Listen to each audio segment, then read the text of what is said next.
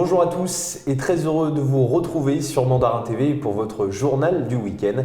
Voici les titres de l'actualité. La Chine souhaite continuer de promouvoir ses relations avec Israël. L'an prochain, les deux pays fêteront le 30e anniversaire de l'établissement de leurs relations diplomatiques. La Chine et les États-Unis parviennent à des consensus sur les visas des journalistes. L'objectif est de créer des conditions favorables pour les représentants des médias des deux pays. Au Centre culturel de Chine à Paris, une conférence de promotion des JO d'hiver de Pékin a été organisée sous le thème « Ensemble vers l'avenir ». Le Guizhou lance son premier service direct de train de marchandises Chine-Europe. Le train inaugural devrait arriver à Moscou le 3 décembre prochain.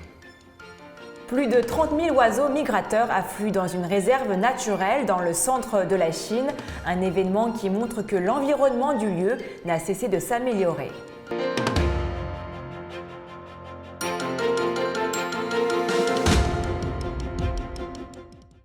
L'an prochain, la Chine et Israël fêteront le 30e anniversaire de l'établissement de leurs relations diplomatiques, un événement important pour les deux pays, comme l'a rappelé mercredi le président chinois Xi Jinping. L'an prochain, la Chine et Israël fêteront le 30e anniversaire de l'établissement de leurs relations diplomatiques, un événement très important pour le président chinois. Xi Jinping s'est entretenu cette semaine avec son homologue israélien Isaac Herzog, rappelant que la Chine tenait beaucoup à ses relations avec Israël. Depuis quelques années, les relations entre les deux pays aboutissent à des résultats positifs. De son côté, Isaac Herzog a déclaré qu'Israël avait beaucoup de respect pour la longue histoire de la Chine et de sa culture, assurant que le peuple israélien n'oublierait jamais l'aide précieuse apportée par le peuple chinois aux réfugiés juifs.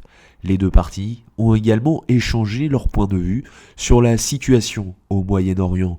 Xi Jinping a rappelé que la Chine avait toujours encouragé une coexistence pacifique entre Israël et la Palestine afin de trouver une solution pacifique à deux États, ajoutant que la Chine était disposée à travailler avec la communauté internationale pour y parvenir.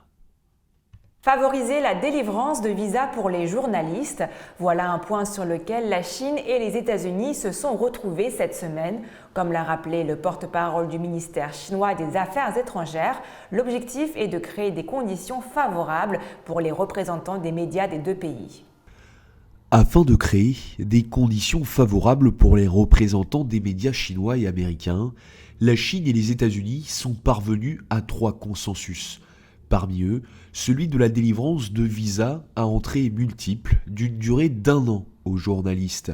Ils s'engagent à veiller à ce que les journalistes de l'un et l'autre pays puissent entrer et sortir normalement, sous réserve du strict respect des lois et des règlements consulaires. Pour Zhao Lijiang, ce résultat a été durement acquis et répond aux intérêts des deux parties. Espérant que les États-Unis honoreront leurs paroles en mettant en œuvre des politiques pertinentes le plus vite possible pour continuer à créer des conditions de travail et de vie favorables aux médias des deux pays. Les autorités chargées de l'application de la loi de la Chine, du Laos, du Myanmar et de la Thaïlande ont uni leurs forces mardi pour effectuer la 111e patrouille sur le fleuve Mékong. Connu sous le nom de fleuve en Chine, le Mékong est une voie fluviale vitale pour le transport transfrontalier.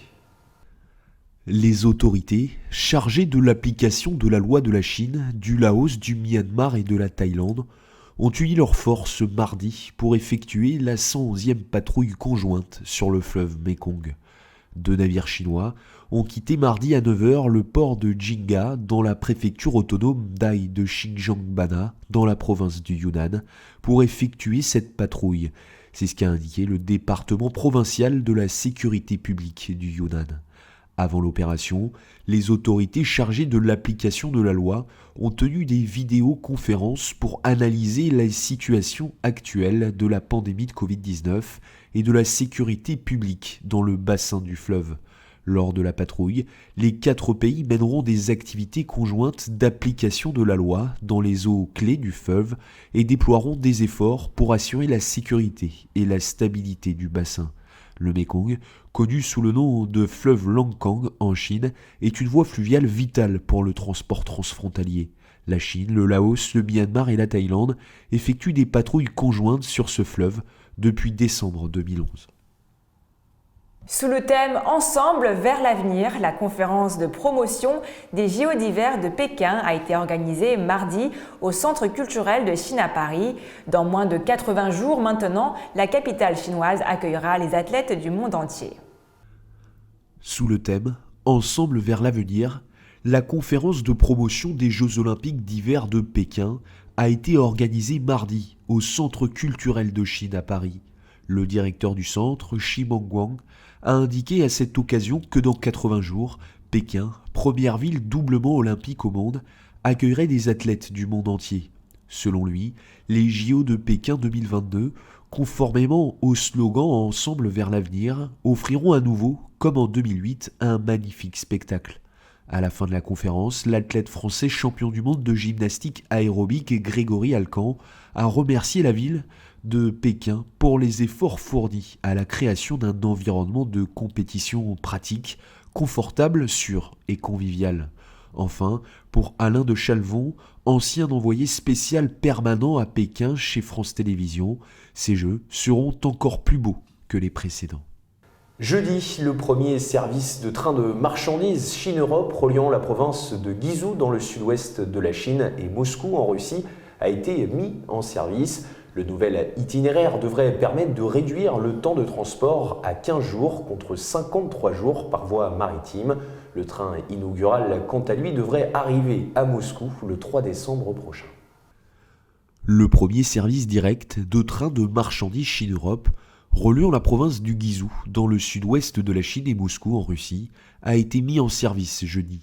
Chargé de marchandises telles que des guitares, des appareils électroniques et des céramiques, le train inaugural devrait arriver à Vorsino à Moscou le 3 décembre selon le département du commerce de la province du Guizhou.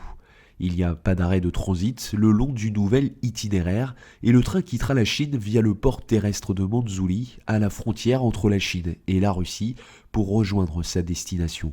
Le nouvel itinéraire devrait permettre de réduire le temps de transport à 15 jours contre 53 jours par voie maritime. Auparavant, les marchandises du Guizhou dépendaient principalement des trains de marchandises Chine-Europe lancés par des villes comme Chongqing, Chengdu et Xi'an pour atteindre les pays d'Europe et d'Asie centrale. Cette province intérieure prévoit de lancer davantage de services de trains de marchandises Chine-Europe vers des destinations telles que la Pologne et l'Allemagne. À l'approche de l'hiver, l'hivernage des oiseaux a déjà commencé. Dans une réserve naturelle dans le centre de la Chine, plus de 30 000 oiseaux migrateurs affluent, signe que l'environnement n'a cessé de s'améliorer depuis plusieurs années. Une réserve naturelle située dans la province centrale du Hunan devrait attirer 31 000 oiseaux migrateurs cet hiver, selon un bilan établi mercredi.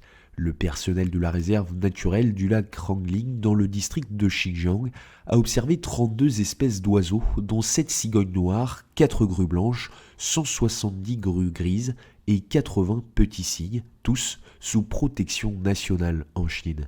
La réserve naturelle fait partie de la zone humide du lac Dongting, le deuxième plus grand lac d'eau douce de Chine. Selon Li Sujin, un membre du personnel de la réserve, de plus en plus d'oiseaux migrateurs se sont rendus sur le site pour hiverner, ce qui montre que l'environnement autour du lac n'a cessé de s'améliorer au fil des années. C'est la fin de votre journal, merci de l'avoir suivi. Et n'oubliez pas de vous abonner à notre chaîne YouTube et de cliquer sur la petite clochette en bas à droite de notre vidéo pour ne rien rater des dernières nouveautés de Mandarin TV. Très belle journée ou très belle soirée à tous avec Mandarin TV.